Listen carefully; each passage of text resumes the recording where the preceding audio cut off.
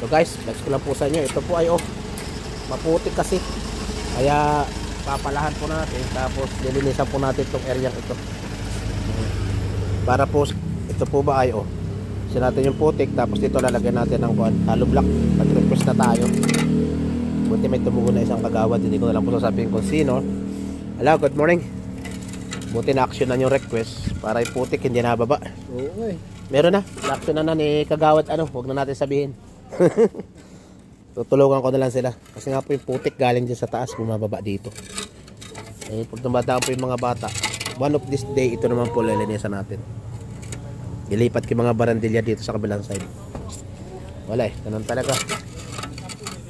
Gagalaw-galaw lang tayo. Para naman po ito sa lahat. Kapal din tong putik na to. Pag ulan nga po kasi dito sa amin ay kabugso-bugso. Dito po galing yung tubig.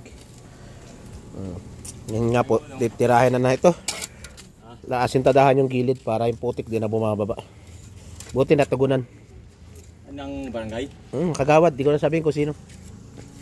Baka may gusto ka shoutout. Wala siya shoutout. Yung kuya daw niya si Tommy sa Angeles. Yun. Nakuhan siya guys, na pitchless. Inaanak ko yan guys. Maganda, yung pusang may kawang gawa. Oo nga, nilapit ko rin.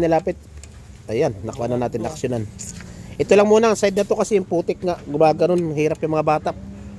Ito lang itong side na to, hanggang doon mga 20 hollow block. Yan.